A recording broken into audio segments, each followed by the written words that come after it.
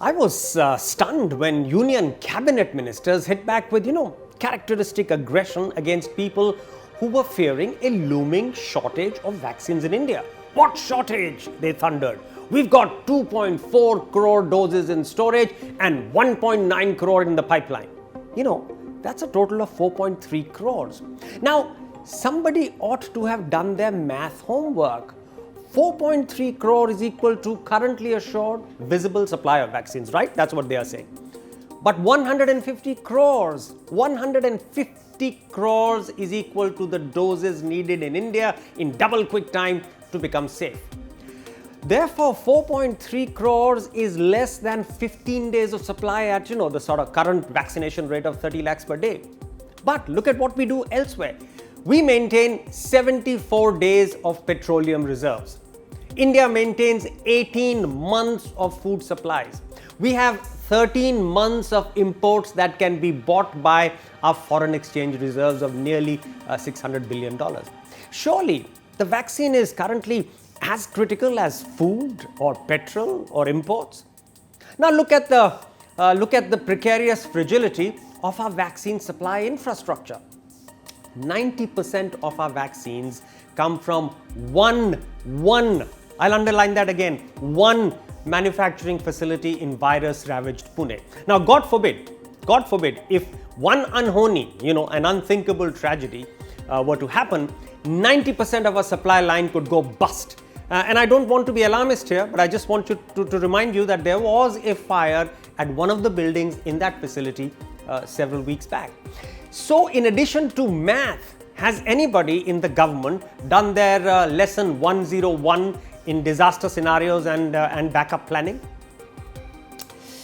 Therefore, now I would like to suggest to Prime Minister Modi that he should consider what I call VISHNU, which is Vaccine Investment and Strategically Heightened Nirmaan. Nirmaan is development, Undertaking. That's VISHNU, VISHNU. Now, this plan, as I'll just explain to you, has got substance, and of course, when I say VISHNU, it's got nomenclature. Let's begin with the production of vaccines, which should follow, according to me, a completely open regime. India should openly woo all globally approved vaccines to be produced here, and mercifully, there has now been some movement forward there. Wherever possible, certainly for Covaxin, which is an indigenous vaccine, and a single shot Johnson & Johnson, the government should try and buy the intellectual property rights, the IPRs, for domestic producers, for production in India, and convert that license then into a public good, which means it should be free, which means any authorized local manufacturer could just buy the production rights for 1 rupee, and then flood the market, flood the local market with vials.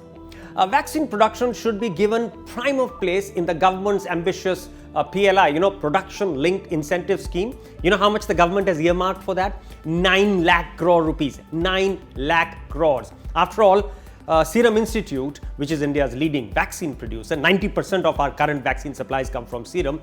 All they're asking for is 0.33%. Can you imagine? 0.33% of this corpus of 9 lakh crores. That's 3,000 crore rupees to double production to 12 crore doses per month. Also, we should now permit a dual pricing for public and private markets. After all, what could be the objection to this? If India can allow dual pricing for essentials like food and water. Essentials like food and water are double priced in this country, are dual priced in this country. Why are we shy of doing it for the third lifesaver today, which is the COVID-19 vaccine? Why can't we allow people who can afford to pay through their nose for their preferred vaccine brand at a private facility? And then we should put a super tax on freely importable vaccine doses like Johnson & Johnson administered at private hospitals, and that super tax should be used to cross-subsidize the free public vaccination. The final and the third facet, we should also permit a two-track distribution channel which will be in sync with the dual pricing.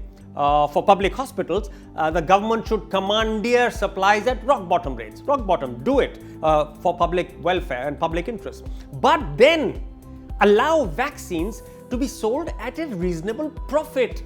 through private hospitals and distributors. Now, in this manner, the government will be able to vaccinate the poor for free. The producers will be able to make a viable return on their investment so that they don't starve supplies but are able to scale up production. And paying consumers can exercise their choice to get the brand they prefer, and they get jabbed at a place they like.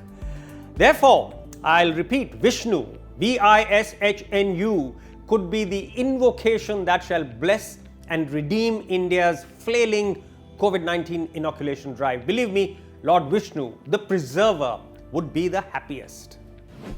और अगर यही विचार जो मैंने अभी आपके सामने रखे अंग्रेजी में आप हिंदी में सुनना चाहते हैं तो आप हमारी हिंदी क्विंट की यूट्यूब चैनल पे जाइए और यही वीडियो आपको हिंदी में भी मिलेगा. End of course you must not forget to like, share and subscribe to our YouTube channel right now.